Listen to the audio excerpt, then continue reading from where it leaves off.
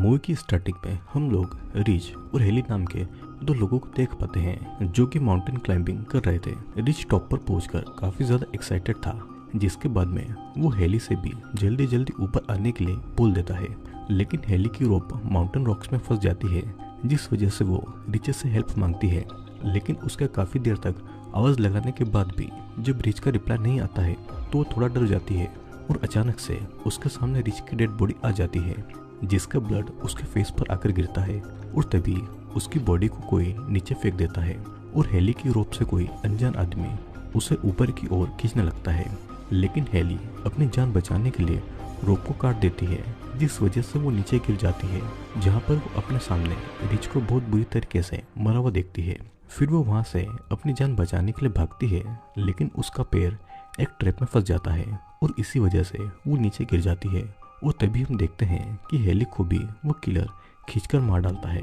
अब कहानी फ्लैशबैक में जाती है, जहाँ पर हमें कुछ न्यूज़पेपर की कटिंग्स दिखाई जाती है, जिसमें हम काफी सारे मिसिंग लोगों को देख पाते हैं जो कि वेस्ट वर्जीनिया के जंगलों में गायब हो गए थे और उनका पता आज भी नहीं चल पाया था।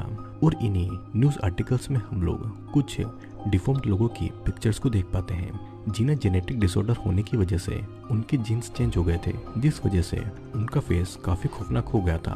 वो जेनेटिक डिसऑर्डर होने के कारण उनके फेस के साथ साथ उनकी मेंटेलिटी भी आदमखोर वाली ही हो गई थी और वो कैनिबल बन गए थे।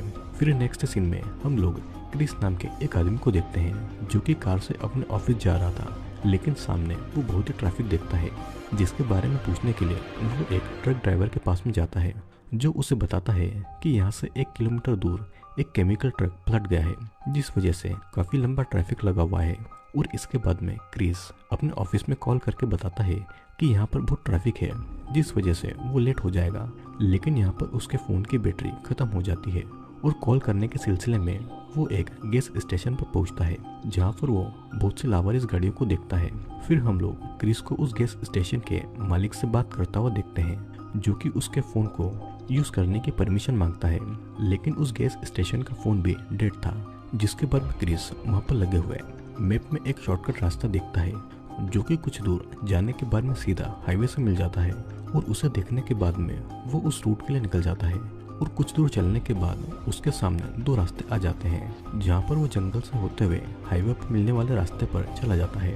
और वहाँ पर उसे एक डियर यानी कि हिरन की डेड बॉडी दिखाई देती है, जिसे देखने के चक्कर में सामने खड़ी हुई एक कार से उसका एक्सीडेंट हो जाता है और उस कार में जा रहे सभी लोग वहाँ पर आ जाते हैं। और क्रिस उन लोगों से गाड़ी को बीच रास्ते में खड़ी करने की वजह पूछता है, जिसके जवाब में जेसी उसे बताती है कि उनकी कार का टायर एक नुकीले तार में फंसकर पंचर हो गया है।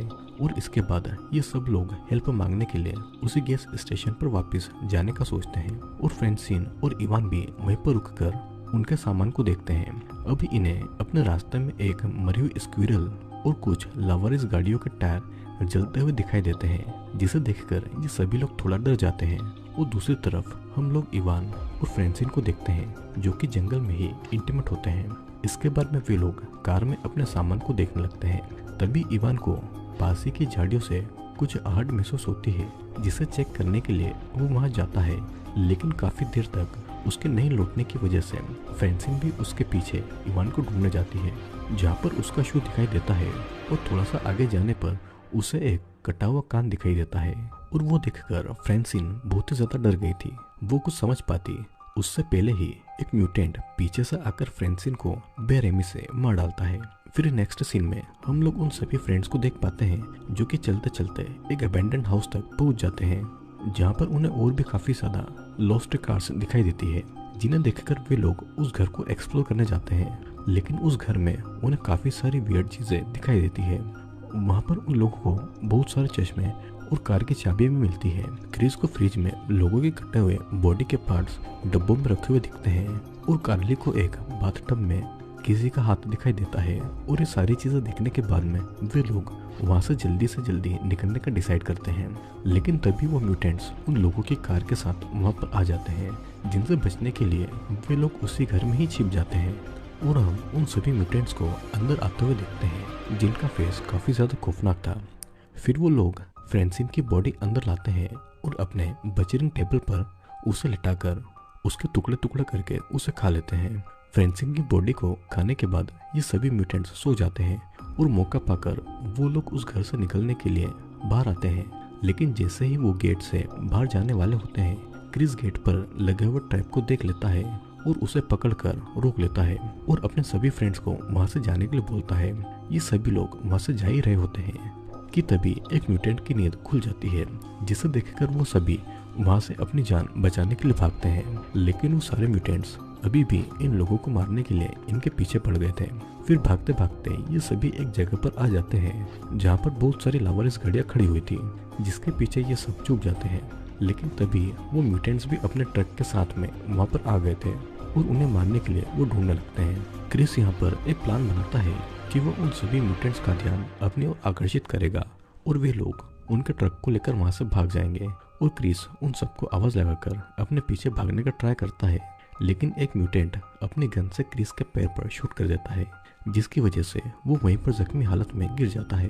तभी उनका एक दूसरा फ्रेंड उन सभी म्यूटेंट्स को अपने पीछे ले जाने का ट्राई करता है और वो उसके गन के शॉट से भी बच जाता है। और मौका पाते ही जेसी और कार्ली उन म्यूटेंट्स का ट्रक लेकर क्रिस के साथ में वहां से चली जाती है। अब थोड़ा आगे पहुंचने के बाद उन्हें उनका फ्रेंड दिखाई देता है, जिससे कि वे लोग जल्दी से ट्रक में आने का बोलते हैं। लेकिन पीछे से उसे एक म्यूटेंट किलर अपने बो से शूट करके उसे मार डालता है, जिसकी डेथ से उन सभी दोस्तों को काफी बुरा लगता है। लेकिन वे लोग अपनी जान बचाने के लिए वहां से भाग जाते हैं। अब थोड़ा आगे जाने पर उनके सामने एक पेड़ की ब्रांच आ जाती है, जिस वजह से वो अपना ट्रक रोकते हैं और ट्रक रोकते ही उसका पहिया जमीन में धंस जाता है, जिस वजह से वो आगे नहीं बढ़ पाते और पैदल ही अपने सफर को जारी रखते हैं। अब उन्हें चलते चलते सुबह से शाम हो जाती है, जिस वजह से वो थक भी जाते हैं और रुककर थोड़ा रेस्ट करने की सोचते हैं। जहाँ पर कार्ली उन्हें एक वॉच टावर दिखाती है, जिसे देखकर वो काफी ज्यादा खुश होते हैं और उस वॉच टावर के ऊपर चढ़ जाते हैं।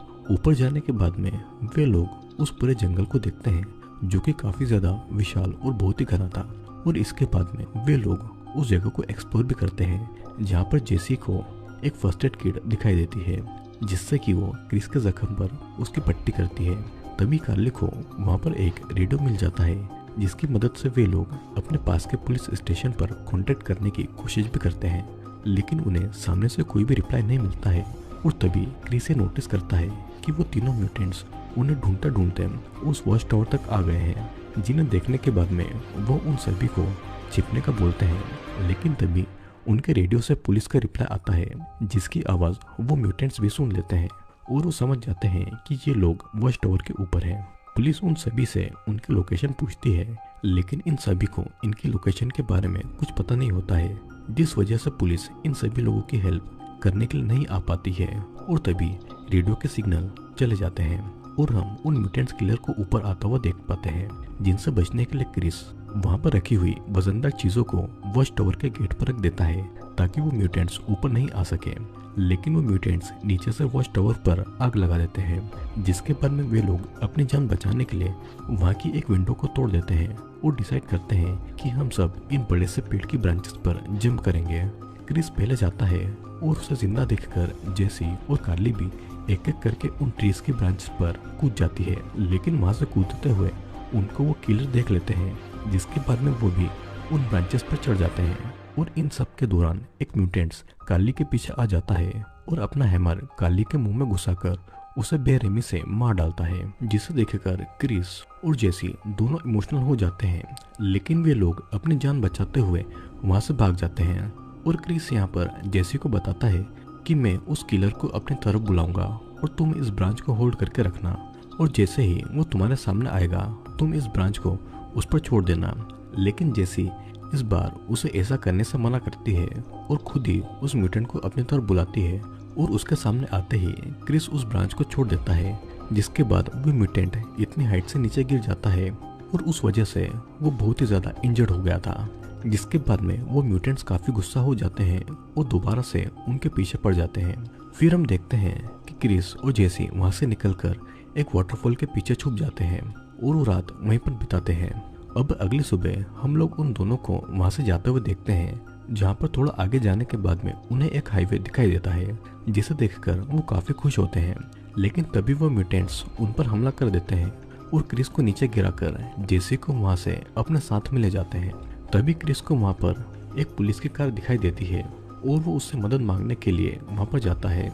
वो सारी सिचुएशन के बारे में उस ऑफिसर को समझा रहा होता है कि तभी एक म्यूटेंट उस ऑफिसर की आंख पर अपने बॉस से अटैक करता है, जिसकी वजह से उसकी वहीं पर डेथ हो जाती है। क्रिस उसकी कार के नीचे छुप जाता है और फिर वो म्यूटेंट उस ऑफिसर की बॉडी को कार में रखकर वहाँ से चला जाता है। नेक्स्ट सीन में हम लोग जेसी को देखते हैं, जिसे उन किलर ने एक बेड पर बांध कर रखा हुआ था और वो उसे टॉर्चर कर रहे थे। तभी वहाँ पर वो दूसरा किलर उस पुलिस ऑफिसर की बॉडी को अंदर लेकर आता है, जिससे वे लोग काट कर खाने लगते हैं। और ये सब देखकर जेसी काफी ज्यादा डर जाती है और बाहर हम क्रिस को देखते हैं, जो कि जेसी की आवाज सुनकर उसे बचाने के लिए उस घर में आग लगा देता है और कार से उस घर का दरवाजा तोड़ते हुए उन म्यूटेंट्स पर अटैक कर देता है। वो एक किलर के सीने में एक नुकीले वेपन को घुसा देता है, जिसके बाद में वो जेसी को खोलने के लिए जाता है, लेकिन तभी पीछे से एक दूसरा किलर उस पर हमला करता है और वो उसे बस मारने ही वाला था कि तभी जेसी एक बो को उस किलर के सर में घुसा देती है, जिसकी वजह से वो किलर वहीं पर मारा जाता है। लेकिन अभी भी एक और किलर जिंदा था जो इन दोनों पर अटैक कर देता है, लेकिन इस बार भी जैसे तैसे वो दोनों उससे बेहोश कर देते हैं। फिर क्रिस उनकी गन लेकर बाहर आता है और कार के फ्यूल टैंक पर शूट कर देता है, जिसके बाद में वहाँ पर एक बहुत ही बड़ा ब्लास्ट होता है और सीन यहाँ पर कट होता है। अब मूवी के एंड में हम लोग क्रिस और जेसी को देख पाते हैं, जो कि उन म्यूटेंट्स के ट्रक को लेकर वहाँ से चले जाते हैं और वे उसी गैस स्टेशन पर पहुँचते हैं। उन्हें वहाँ पर आता देखकर गैस स्टेशन के ओनर को लगता है कि इस ट्रक में वो किलर हैं और वो उसे मान आ रहे हैं, जिनसे बचने के लिए वो गैस स्टेशन का ओनर अंदर चला जाता है और वहाँ पर छुपकर देखने लगता है। लेकिन तभी वो देखता है कि ट्रक के अंदर क्रिस और जेसी है। फिर क्रिस उस मैप को पार देता है, जिसे देखकर उन्होंने वो रॉन्ग टर्न लिया था। अब हमें कुछ टाइम के बाद का सीन दिखाया जाता है, जहाँ पर पुलिस उसी घर को इन्वेस्टिगेट करने के लिए आई हुई थी। लेकिन तभी एक ऑफिसर के पीछे उन्हीं म्यूटेंट्स में से एक म्यूटेंट आ जाता है, जो कि उस पुलिस ऑफिसर को बहुत ही बुरी तरीके से मार डालता है, जिसके बाद में ये मूवी उसी म्यूटेंट की खौफनाक हंसी के साथ में एंड हो जाती है। दोस्तों, आज की हमारी इस मूवी में हमने देखा कि इंसान की एक छोटी सी गलती उसे कितनी महंगी पड़ सकती है और ट्रैफिक में कुछ टाइम फंसे रहने की जगह शॉर्टकट के थ्रू रॉन्ग टर्न लेना क्रिस को कितना महंगा पड़ गया था। दोस्तों, ये रॉन्ग टर्न मूवी का पहला पार्ट था, जिसमें अभी भी बहुत सारे पत्ते खुलना बाकी है।